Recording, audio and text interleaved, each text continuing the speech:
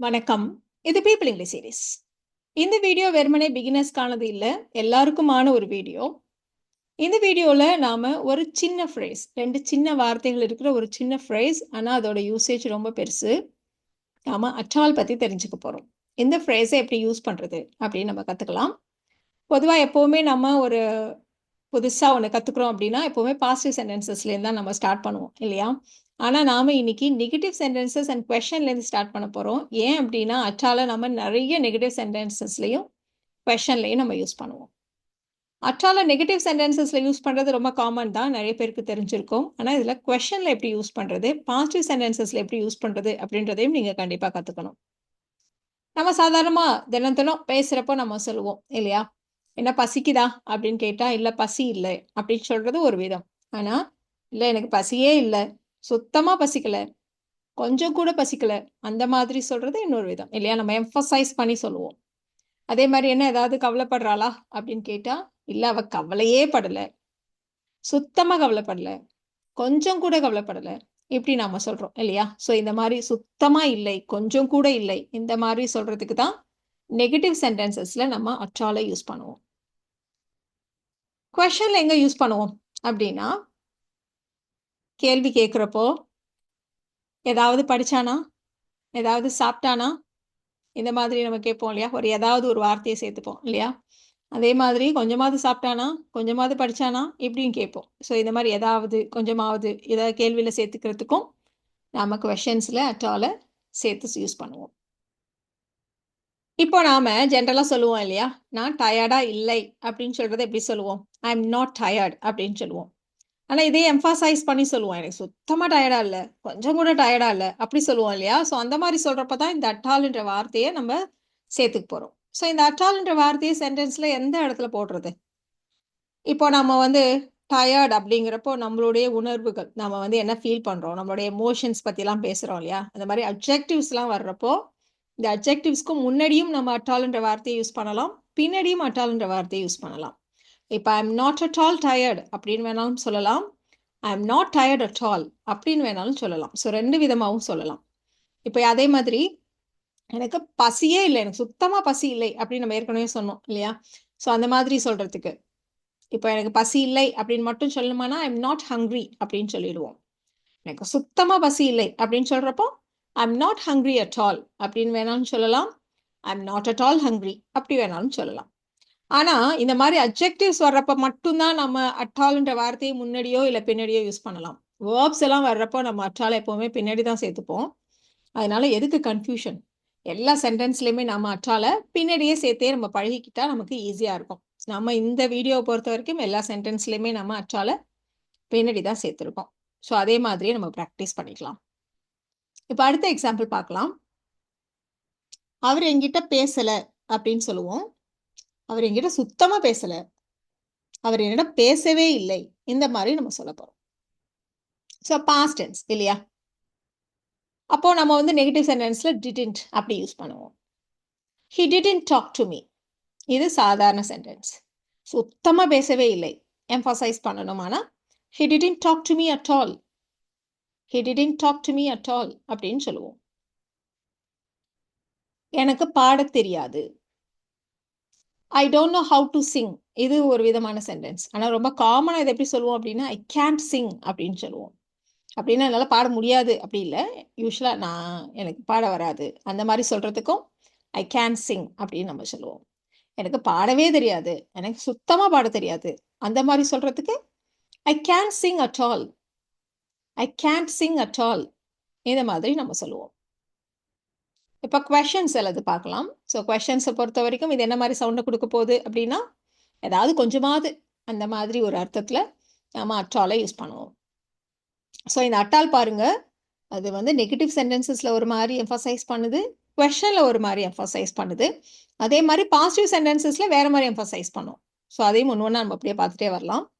So குவெஷன் சொல்லலாம். "அவ கவலைப்படுறாளா? அவள் கவலையாக இருக்கிறாளா?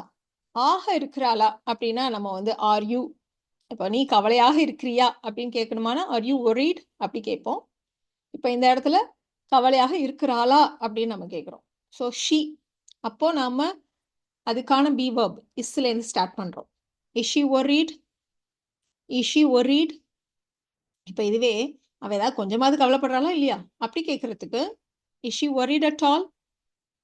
Is she worried at all? அப்படி நம்ம கேட்போம். ஸோ at all நம்ம கொஸ்டின்லயும் கடைசியில சேர்த்துக்க வேண்டியதுதான். அவர் உனக்கு ஏதாவது ஃபோன் பண்ணாரா இல்லையா? அப்படி நம்ம கேட்க போறோம். ஸோ அவர் ஃபோன் பண்ணாரா? இப்படி மட்டும் கேட்கணும். Past tense. பாஸ்ட் டென்ஸ்ல கொஸ்டினை நம்ம டிட்ல ஸ்டார்ட் பண்ணுவோம். Did he call you? அவர் உனக்கு கால் பண்ணாரா? அப்படி இருக்கு. So did he call you? அவர் உனக்கு ஏதாவது ஃபோன் பண்ணாரா இல்லையா? அப்படி கேட்கணுமானா did he call you at all? இது ரொம்ப காமனான ஒரு கொஸ்டின். உன்கிட்ட பணம் இருக்கா? உன்கிட்ட ஏதாவது பணம் இருக்கா? ஏதாவது கொஞ்சமாவது இருக்கா? இப்படி நம்ம கேட்க போறோம். ஸோ பணம் இருக்கிறதா? உன்னிட்ட இருக்கா? உன்னிடம் உள்ளதா? இப்படி கேட்கணும். ஸோ ஹேவ் இல்லையா? ஸோ ஐ ஹேவ் மணி அப்படின்னு சொல்லுவோம். ஸோ அதனால இந்த இடத்துல கொஸ்டின் பாருங்க. Do you have? இப்போ உங்ககிட்ட இருக்கா? ப்ரெசென்ட்ல தான் நம்ம சொல்றோம் இல்லையா? அதனால do. Do you have any money? அதாவது கொஞ்சமாவது இருக்கா? அப்படி எம்பசைஸ் பண்ணணும். Do you have any money at all? Do you have any money at all? So இந்த கொஸ்டினை பார்க்குறப்பவே ரொம்ப காமனான இன்னொரு கொஸ்டின் நமக்கு ஞாபகத்துக்கு வரும். ரொம்ப சிம்பிளான, அதே சமயம் நம்ம அடிக்கடி யூஸ் பண்ணுற ஒரு கொஸ்டின். உனக்கு ஏதாவது அறிவு இருக்கா? உனக்கு ஏதாவது கொஞ்சமாவது அறிவு இருக்கா?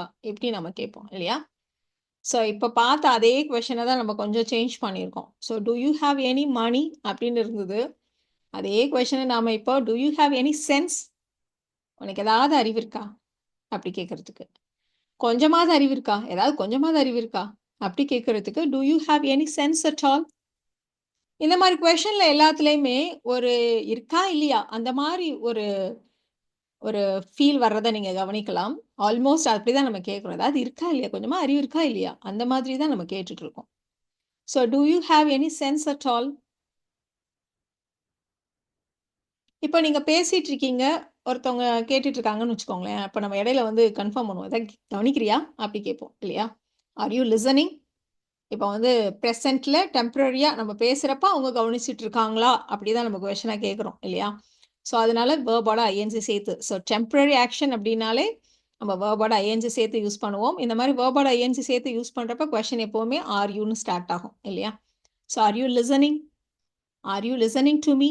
நான் பேசுகிறத நீ கவனிக்கிறியா? Are you listening to me? நான் பேசுறது கொஞ்சமாவது கவனிக்கிறியா? அப்படி கேட்கணுமானா are you listening to me at all? கவனிக்கிறியா இல்லையா அப்படி கேட்போம் இல்லையா? அதே தான். R you listening to me at all? யாராவது தொல்லை கொடுத்துட்டே இருக்கிறப்ப என்ன கொஞ்சமாவது ஃப்ரீயா விடுறியா அப்படி நம்ம சொல்லுவோம். ஸோ அதே தான் கொஞ்சமாவது. ஸோ என்ன ஃப்ரீயா விடு, லீவ் மீ அப்படி சொல்லுவோம் இல்லையா? ஸோ கொஸ்டினை கேட்க போறோம். கொஞ்சமாவது விடுறியா? Do you leave me at all? Do you leave me at all? இப்போ நம்ம ப்ரெசன்ட் டென்ஸ் பார்த்தோம், பாஸ்ட் டென்ஸ் பார்த்தோம். அப்படியே ஒரு பெர்ஃபெக்ட் டென்ஸ்லேயும் ஒரு எக்ஸாம்பிள் எடுத்துக்கலாம். நான் சமீப காலமா டிவி பார்ப்பது இல்லை அப்படின்னு மட்டும் சொல்லணுமானா? ஸோ சமீப காலம்னா கொஞ்ச நாளைக்கு முன்னாடியிலேருந்து இப்போ வரைக்கும் நான் டிவி பார்ப்பது இல்லை. So perfect tense. நான் அப்படின்றதுனால ஹேவ் சொல்லுவோம், வேர்போடைய தேர்ட் ஃபார்ம் சொல்லுவோம். ஸோ டிவி பார்க்குறதுன்றப்போ வாட்ச், இந்த இடத்துல தேர்ட் ஃபார்ம் வாட்ச்ட். இல்லைன்றதுனால I haven't watched TV. I haven't watched TV at all. சுத்தமாக பார்ப்பதே இல்லை. I haven't watched TV at all lately. லேட்லின்ற வார்த்தையை ஏன் கடைசியாக சேர்த்துருக்கோம்னா சமீப காலமாக. லேட்லினா சமீப காலமாகன்னு அர்த்தம். ரீசன்ட்லி அந்த மாதிரி. I haven't watched TV at all lately. இப்போ நம்ம இவ்வளோ நேரம் பார்த்தோம் இல்லையா, நெகட்டிவ் சென்டென்சஸ் அண்ட் கொஷின்ஸ். அது உங்களுக்கு எந்த அளவுக்கு புரிஞ்சிருக்கு அப்படிங்கிறத நீங்கள் டெஸ்ட் பண்ணிக்கிறதுக்கு இந்த 4 சென்டென்சஸையும் நீங்கள் ட்ரை பண்ணி பார்க்கலாம். இந்த வீடியோ பாஸ் பண்ணிவிட்டு இதை ட்ரை பண்ணி பாருங்கள். அடுத்தடுத்து நம்ம எக்ஸாம்பிள்ஸை, இதோடைய ஆன்சர்ஸை நம்ம அப்படியே செக் பண்ணிக்கலாம். ஸோ ஃபஸ்ட்டு கொஷின் பாருங்கள். எனக்கு இந்த சப்ஜெக்ட் புரியவில்லை அப்படின்னு சொல்லுவோம். எனக்கு இந்த சப்ஜெக்ட் புரியவே இல்லை, சுத்தமாக புரியலை அப்படின்னு சொல்லுவோம். அவன் கொஞ்சமாவது படிச்சானா இல்லையா அப்படி கேட்போம். எனக்கு அவன் மேல சந்தேகமே இல்லை, நான் அவனை சந்தேகிக்கவே இல்லை அப்படி சொல்லுவோம். நான் போக விரும்பவில்லை, இது வந்து சாதாரண சென்டென்ஸ். நான் போகவே எனக்கு விருப்பம் இல்லை அப்படின்றது எம்பசைஸ் பண்ணி சொல்றது இல்லையா? ஸோ இதுக்கான ஆன்சர்ஸ் எல்லாம் நம்ம அடுத்து பார்க்கலாம். அதே மாதிரி நம்ம இன்னும் பாசிட்டிவ் சென்டென்சஸ்ல எப்படி எம்ஃபசைஸ் பண்றது அப்படின்றதையும் நம்ம அடுத்து கத்துக்க போறோம். இப்ப நீங்க கவனிச்சிருக்கலாம், இந்த அட் ஆல் நெகட்டிவ் சென்டென்சஸ்ல ஒரு மாதிரி எம்ஃபசைஸ் பண்ணுனுச்சு. குவெஷன்ஸ்ல ஒரு மாரி எம்ஃபசைஸ் பண்ணுனுச்சு. அதே மாரி பாசிட்டிவ் சென்டென்சஸ்ல வேற மாரி எம்ஃபசைஸ் பண்ணும். ஸோ உங்களுடைய ஆன்சர்ஸ செக் பண்ணலாம். ஸோ நம்மளுடைய ஃபர்ஸ்ட் சென்டென்ஸ் பாருங்க. எனக்கு இந்த சப்ஜெக்ட் புரியவில்லை அப்படின்னு மட்டும் சொல்லணும். அப்படின்னு வச்சுக்கோங்களேன். எனக்கு இப்ப புரியல. I don't understand. I don't understand this subject. எனக்கு இந்த சப்ஜெக்ட் புரியவே இல்ல. சுத்தமா புரியல. அப்படி சொல்லணுமானா, I don't understand the subject at all. I don't understand the subject at all. அவன் கொஞ்சமாவது படிச்சானா? அவன் படிச்சானா? அப்படின்னா பாஸ்ட் டென்ஸ்ல கொஸ்டின் கேட்குறோம். பாஸ்ட் டென்ஸ்ல கொஸ்டினை டிட்ன்னு ஸ்டார்ட் பண்ணணும்னு சொன்னோம். அவன் அப்படின்றதுனால டிட் ஹி. இந்த இடத்துல வேர்ப் வந்து ஸ்டடி. ஸோ அப்போ டிட் ஹி ஸ்டடி? அது அவன் படிச்சானா? கொஞ்சமாச்சும் படிச்சானா இல்லையா? Did he study at all? Did he study at all?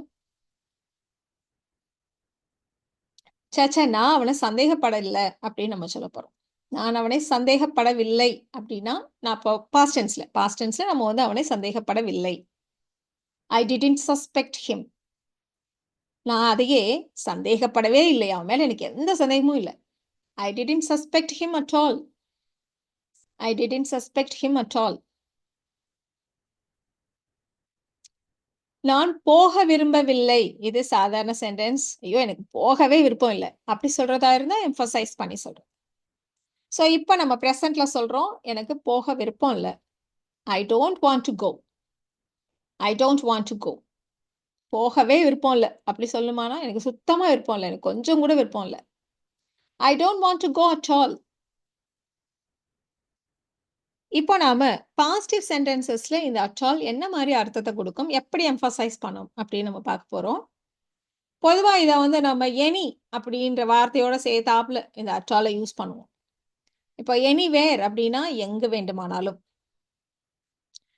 Anybody அப்படின்னா யார் வேண்டுமானாலும். எனிவே அப்படின்னா எப்படி வேண்டுமானாலும். எனிதிங் அப்படின்னா எது வேண்டுமானாலும், இல்லை எதையும், இப்படியெல்லாம் நம்ம வந்து யூஸ் பண்ணுவோம்.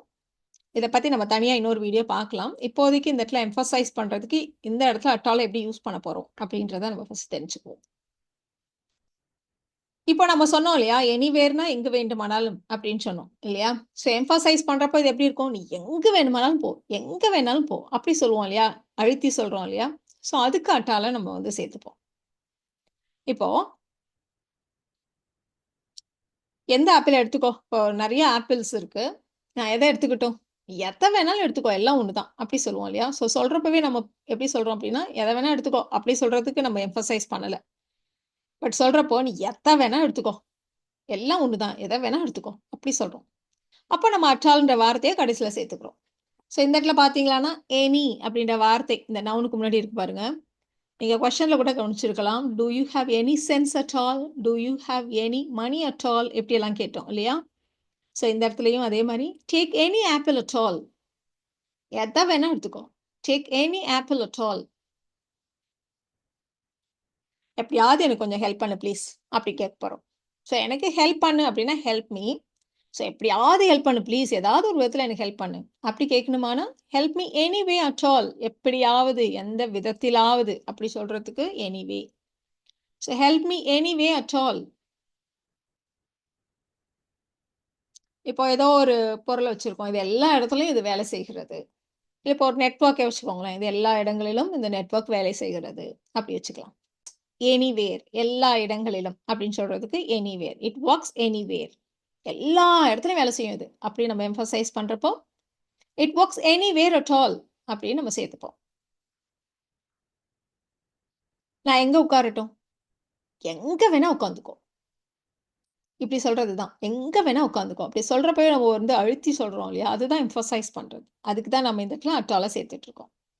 ஸோ எங்கு வேண்டுமானாலும் அப்படின்னா எனிவேர், எங்கு வேண்டுமானாலும் அமர் அப்படின்னா சிட் எனிவேர், எங்கே வேணாலும் உட்காந்துக்கோ அப்படின்னு அழுத்துறப்போ சிட் எனிவேர் அட் ஆல். நான் எதையும் செய்ய ரெடியாக இருக்கேன், I am ready to two anything, இல்லையா, நான் எதையும் செய்ய ரெடியாக இருக்கேன் அப்படின்னு எம்ஃபசைஸ் பண்ணுறப்போ I am ready to two anything at all. நாம அட் ஆல் அப்படின்ற இந்த சின்ன ஃப்ரேஸ நெகட்டிவ் சென்டென்சஸ்ல, குவெஷன்ஸ்ல, பாசிட்டிவ் சென்டென்சஸ்ல எப்படியெல்லாம் எம்பசைஸ் பண்றதுக்கு யூஸ் பண்ணலாம் அப்படின்றத தெரிஞ்சுக்கிட்டோம். இந்த வீடியோ உங்களுக்கு யூஸ்ஃபுல்லா இருக்கும்னு நினைக்கிறேன். Thank you so much.